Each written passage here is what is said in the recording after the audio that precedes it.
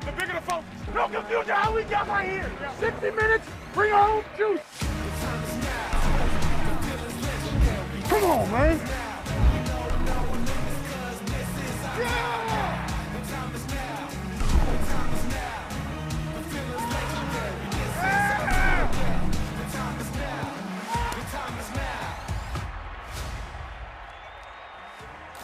First Take is presented by DraftKings Sportsbook. Hello, everyone. It is Friday. We made it. Happy to be with everyone. The weekend on the horizon. What's up, RC? How you doing? What's happening? Just, once again in here in studio with you. That's right. Me and you just freezing in New York. Meanwhile, hey, where are these guys? Where are these two? We've got Stephen A. in L.A., Cam Newton in Atlanta, down in warmer weather. Hello, everyone. Good morning and happy Friday to ya. Good morning. Good morning. It's great to see y'all. It's great to see Cam. It's great to see you. It's great to see Zoolander, the black Zoolander sitting next to you, Shay. I mean, this is the male model that is Ryan Clark. I got it no matter what the weather conditions are, whatever. This brother is going to be dressed in a very, very unique fashion. What's going on, my brother? How you doing? Good. I see you dressed like a Pittsburgh Steeler over there, though. Oh. Well, it's blue. It's actually blue. It's actually blue. It's not black and yellow. It's blue. But that's all right. It's all right. That's okay. Dan's not here for him to give him the business, so he had to give it to you. That's why. Good. Let's go to this weekend. We got some good football this weekend, right? Seattle, the 1 seed, is going to host the Niners on Saturday night. But today, the day before the game, the question is, will their quarterback be 100%? Yesterday, Sam Darnold felt something in that oblique. He left practice, sat out as he worked with trainers, while backup Drew Lock took some first-team snaps. Sam Darnold is expected to play in tomorrow's divisional round. Here he is on the injury. In routes on air, just kind of felt a little something in my oblique. Just didn't want to push it. Wasn't the day to push it, so that was it.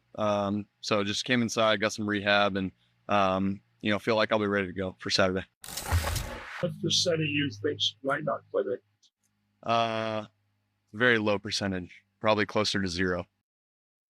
Okay, so Sam Darnold obviously downplaying this injury to his oblique, but not taking first-team rep 2 days before this big game does concern me a little bit, especially coming off the bye. Where's your concern level for Sam Darnold? My concern level is not high, but there is some concern because it sounds like the setup for an excuse. It sounds like the things that you say before a game when you don't play well, when the throws aren't where they're supposed to be, everybody can point back. But you have to remember, he didn't get those first-team reps, and his oblique was tight on Thursday. This is the biggest game in Sam Darnold's career. This is another opportunity to exercise some of those demons that finished the season along with him when Minnesota lost to Detroit and when Minnesota lost to the Los Angeles Rams in the playoffs. And so if you are the Seattle Seahawks and Mike McDonald's team, you have to be extremely concerned about where Sam Darnold is, not only physically, but mentally entering this game against the San Francisco 49ers. Cam, where you at on the concern level?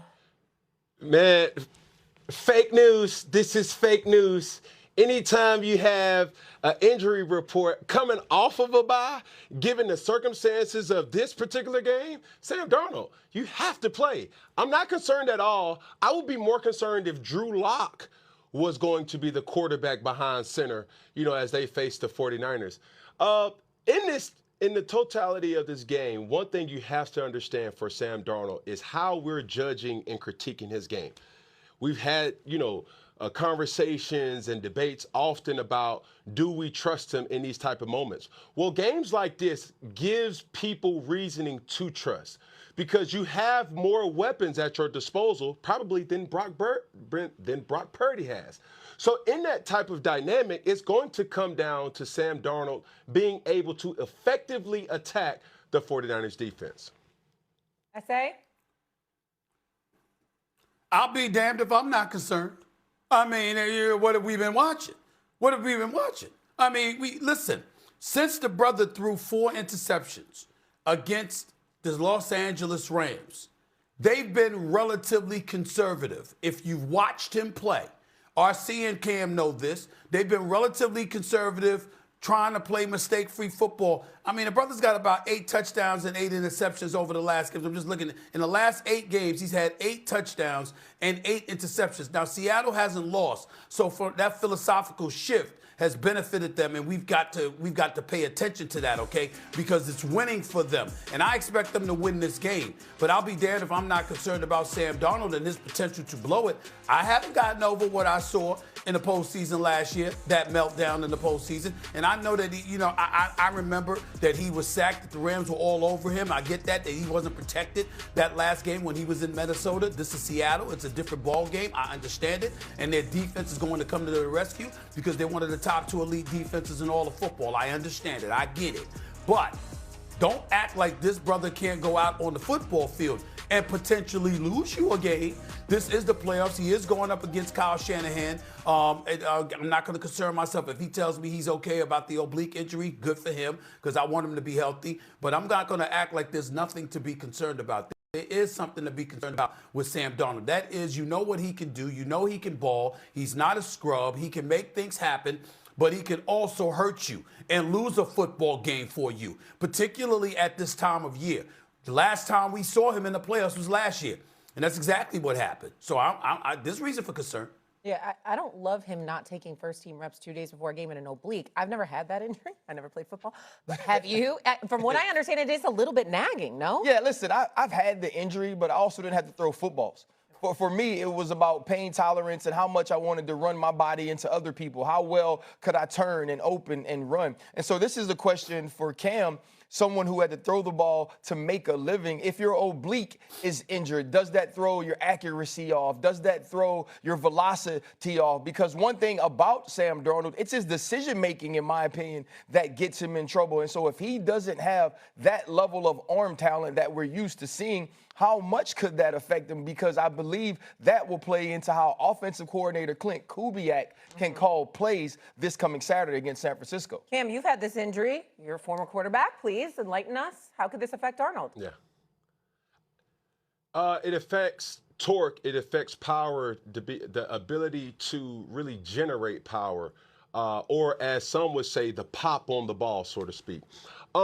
This is the thing that is glaring here. Sam Darnold's performance changes when he plays one specific team. And that team is not the team that he's going to face on Saturday. That's true. Right?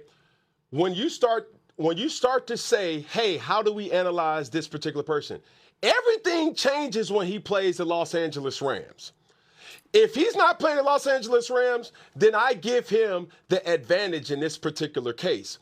If you insert the Rams, blue, yellow, white, oh my goodness, who is going to show up for that specific thing? But as far as his oblique and how that injury may impact him as a quarterback, if he's not touched, it's one hit away or one movement away that can flare it up and can throw off everything. But given the circumstances, I don't think that should be any type of detriment to him being the best version of himself.